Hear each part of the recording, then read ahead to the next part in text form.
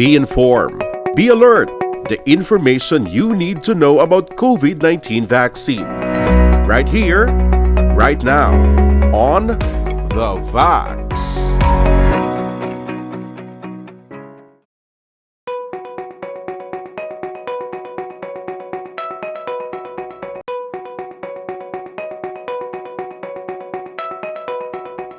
Budlay nga mabalaan gid niya nga COVID-19 na ni or influenza or flu nga na halatian ni, no. So aside from the fever, ang hilahilanat, no, gaano kadugay, ang ila pamatyagon, no, kung pamatsyag nila kapang luya, way kanak magkaon, gapala nakitang lawas, no. Do budlay gid niya mabalaan kung ano gid ang flu kag ang COVID-19 from the onset na ano.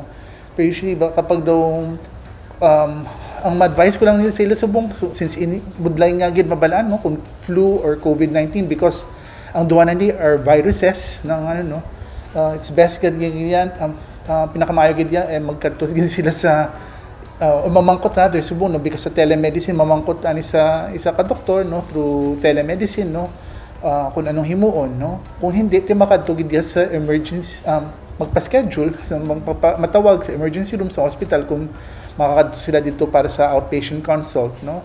Pero subong tungod I have to admit, budlay subong makakuha sang doktor na makasulod ka lang sa ila clinic basta-basta, no.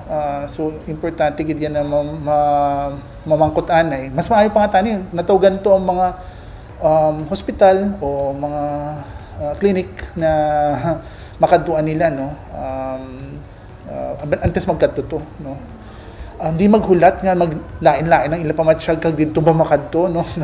Base karon why na gid sila chance na mabuhi kung inang matabo, no.